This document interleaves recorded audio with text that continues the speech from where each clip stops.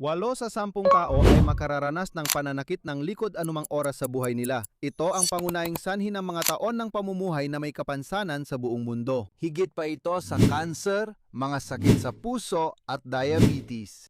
At kahit ganon, halos lahat ng pinaniniwalaan ng mga tao tungkol sa kung bakit sumasakit ang likod nila at kung ano ang dapat nilang gawin tungkol dito ay mali. Ayon ito sa consensus na inilathala sa The Lancet noong 2018 at lahat ng seryosong clinical guidelines sa buong mundo. Sa 20 taon ng konsultasyon, nakita ko ang epekto ng mga paniniwalang ito. Mga taong tumigil buhati ng apo o magtrabaho dahil sa hernia discal na sa iba'y di pinapansin kung walang nararamdamang sakit. Ito ay dahil sa lumang impormasyong maling naipasa at paulit-ulit na inuulit. 5 mito ang pabubulaanan ko ngayon gamit ang tiyak na pag-aaral na hawak ko. Bago tayo magsimula, mabilis lang ito. Kung interesado ka sa ganitong uri ng nilalaman, kung gusto mong mapabuti ang kalidad ng buhay mo sa pamamagitan ng ehersisyo, linggo-linggo akong nagpapadala ng email na may lahat ng mga video na inilathala ko kamakailan. Libre ito. Nasa ibaba mismo ang link sa description, sa unang komento, at pati na rin sa kanang itaas na sulok ng screen. Unang mito, kung sumasakit likod mo, magpahinga hanggang gumaan. Kung masakit ibaba ng likod, magpatingin agad sa doktor. At ang unang rekomendasyon na lumalabas sa bibig ng kalahati ng mga profesional sa kalusugan ay magpahinga. Pahinga, relatibo, ilang araw na nasa kama, maglagay ng tabla sa ilalim ng kutson at huwag magbubuhat na mabibigat. At ang rekomendasyong yan ay salungat sa pinakabagong ebidensya. Lahat ng makabagong clinical na gabay ay nagsasabi ng pareho. Unang linya ng paggamot ay manatiling aktibo at agad bumalik sa normal na pamumuhay. Kapag 48 oras na hindi kumikilos, humihina ang kalamnan, nauubos ang lubrikasyon ng kasukasuan at nagiging sensitibo ang nervous system. At ang kirot na iyon ay nagiging talamak. Ang ibig sabihin ng pagiging talamak ay ang sakit na tumatagal ng 10 araw ay maaring tumagal ng 10 buwan o 10 taon. Kung masakit, gumalaw ng maingat. Maglakad ng 20 hanggang 30 minuto araw-araw, dahan-dahan sa mobility exercises, ituloy ang routine. Huwag magkulong at maghintay. Karaniwan, ito ang pinakamainam na opsyon. Tandaan, madalas akong hindi naunawaan. Ang pagiging aktibo ay hindi nangangahulugang gawin ang ehersisyo na gati-trigger ng sakit. Ibig sabihin, hanapin mo ang lahat ng kaya mong gawin nang hindi natitrigger ang senyas ng sakit. Mag-focus ka rito at dahan-dahang palawakin pa. Magsimula ka sa mga galaw o ehersisyo na nagpapaganda ng pakiramdam mo. Kailangan ng gulugod ng mga mensahe ng paggalaw para makabawi, mga mensahe ng seguridad. Hindi nito kailangan ng ganap na katahimikan at kawalan ng anumang galaw. Bukod pa rito, sa aking channel, mayroong napakaraming mga routine ng ehersisyo ayon sa haba at edad na talagang kapaki-pakinabang. Mito 2.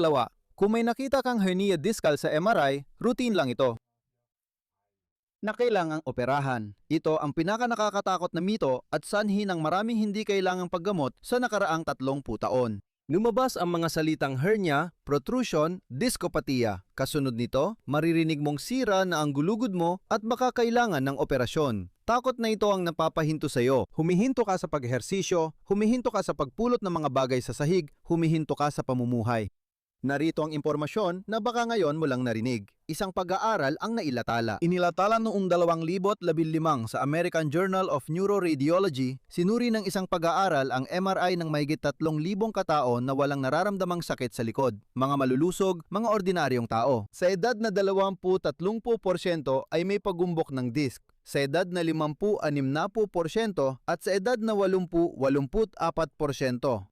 Sa disc degeneration, 37% ng malulusog na 20 anyos ay may senyales na sa disc, kaya mas maraming tao ang apektado. At 76% naman sa edad na 80 halos lahat ng matatanda ay puno ng findings ang kanilang gulugod, may degenerasyon, protrusion at mga hernia. Mga senyales na kadalasan ay nakakatakot para sa kahit sino, pero wala naman silang nararamdamang sakit.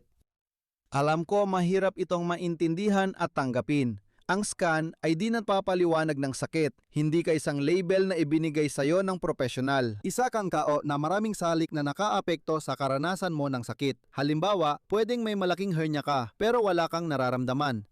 May mga tao na malinis ang MRI pero nakahiga pa rin sa sobrang sakit. Ang operasyon ay nirerekomenda lang sa maliit na porsyento ng kaso kapag may red flag. Tunay na pagkawala ng lakas sa mga binti o kamay. Sobrang pagbabago ng pakiramdam sa mga binti o kamay. Mga problema sa pagkontrol ng pag-ihi o pagdumi, hindi mo mapigilan, nahihirapan kang magpigil, at sobrang matinding sakit na tumatagal ng mahigit 3 buwan. Bukod dyan, sa loob ng 5 at 10 taon, hindi napatunayan ng operasyon na mas maganda ang resulta kumpara sa maayos na konserbatibong gamutan.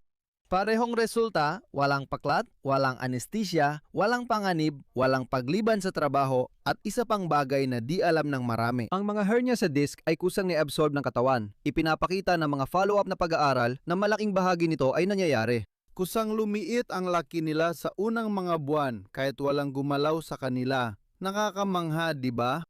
Mito bilang 3, ang pananakit ng likod ay dahil daw sa vertebra na nawala sa pwesto. Galing ito sa maling paliwanag ng manual therapy na may vertebra kang naalis sa ayos at aayusin nila ito para sa'yo. Na ang nakapiit mong vertebra ay dumidiin sa isang ugat. Sa kasamaang palad, iba ang sinasabi ng ebidensya. Sa siyam na 5% ng mga kaso ng pananakit ng likod, walang nakitang malinaw na structural na dahilan.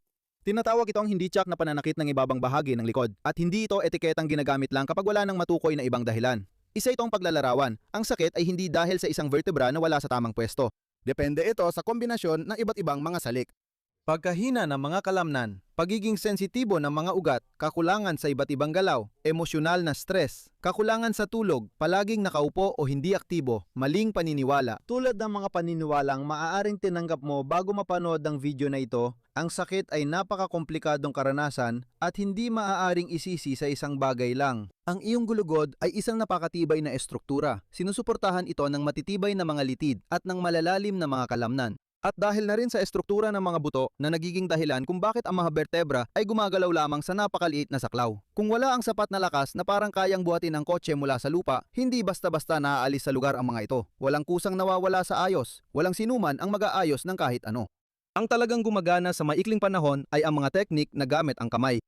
Dalawang pag-aayos ang nagpapababa ng tono ng kalamnan, pinapabuti ang galaw at kinokontrol ang sakit pero hindi nito ibinabalik sa pwesto ang isang vertebra. Lahat ng kwento sa likod ng mga manipulasyon ay nakakalito at pinapaisip ka na parang gawa lang sa bulak ang iyong gulugod. Isang maling galaw lang pwedeng maglipat ng pwesto ng vertebra mo. Hindi ito totoo. Ang mga teknik na ito ay pansamantalang nagpapabawas ng sakit at ayos lang naman yon, pero matapos ng ilang sandali, oras o araw, bumabalik sila sa dati nilang posisyon, pero hindi ito dapat tawaging paglalagay ng vertebra sa pwesto.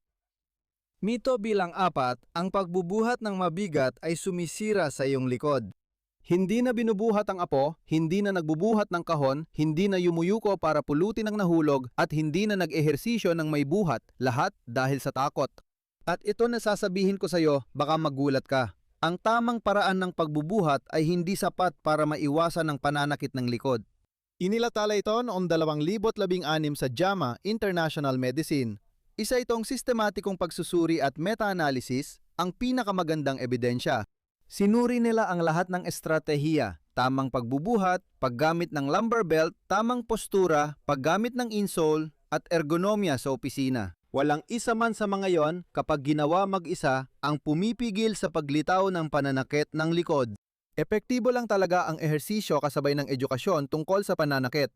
Binabawasan nito ng 45% ang panganib ng pananakit ng likod na hindi kayang tapatan ng ibang gamot. At may saysay ito dahil ang isang malakas na gulugod ay mas kayang magdala ng bigat kumpara sa isang gulugod na 20 taon nang walang binubuhat kundi tasa lang ng kape. Hindi ang bigat ng binubuhat ang sumisira sa likod mo, kundi ang hindi pagbubuhat sa loob ng mga dekada. Kaya kapag bigla kang nagbuhat ng maleta sa bakasyon, hindi ka handa.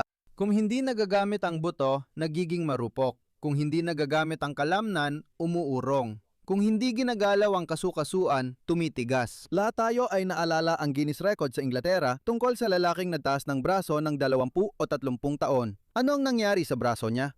Na basically, nanigas ito at hindi na niya ito magalaw. Sa huli, ang ating katawan ay umaangkop sa ginagawa natin. Gamitin mo, kung hindi, mawawala ito sa'yo. Sa Ingles, may kasabihang use it or lose it. Ganon din sa gulugod natin, kaya mahalaga ang pagkakaibang ito. Ang progresibo ay hindi ibig sabihin na magbubuhat ka agad ng 10 kilo ngayon dahil lang nakita mo ito sa isang video sa internet. Kung matagal ka nang hindi nagbubuhat, magsimula ka muna sa pag-angat ng isang maliit na bote ng tubig mula sa sahig. Gawin mo ito sa maikling saklaw ng galaw na ligtas kung saan masasanay ang katawan mo sa paggalaw. Sa susunod na linggo, magdadagdag ka ng bigat o lalaliman ng galaw kaya unti-unti kang uunlad. Sa loob ng 2 buwan, nakakabuhat ka na ng totoong bigat ng walang sakit sa likod. Ilalagay ko sa itaas ka ng sulok ang perpektong deadlift progression. Isang video na post ko ilang taon nang nakakaraan na mahusay magpaliwanag ng lahat ng sinasabi ko sa'yo. At narito ang ika-5 mito, mga salitang madalas kong marinig. Normal lang daw sumakit ang likod habang tumatanda at dahil lang daw ito sa pagkaluma. Ito ang mitong pinakamatinding nagpapatanda sa mga tao. Inaakalang normal na ang sakit ng katawan paglampas 60 o 70. Hindi mo na pinapagana ang katawan mo at nagiging kakaiba ang pagkalumang iyon. Hindi ito dahil sa edad, kundi sa hindi paggamit gaya ng dati. Babalikan ko rin ang datos mula sa isa sa mga nabanggit kong pag-aaral. Halos lahat ng higit 80 anyos na walang sakit ay may facet arthritis at arthritis sa gulugod, mga pagbabagong degeneratibo. Pagkaipit, hernia sa disc. Lahat ng tinatawag na pagkasira. Ang nangyayari ay nagkakaroon ng mga adaptibong pagbabago ang gulugod mo habang tumatanda. Pagtanda, parang mga kulubot sa noo, mga uban, o balat. Habang tumatagal, numinipis at natutuyo ito. Hindi ibig sabihin ng pagbabago sa MRI na sasakit na ito. Maari kong ulitin, pero mahalaga na tumimo sa isip mo ang lahat ng ito. Ang pinakamasakit sa matatanda ay pagiging marupok, pagkawala ng muscle mass, lakas, balanse at koordinasyon. May solusyon dyan.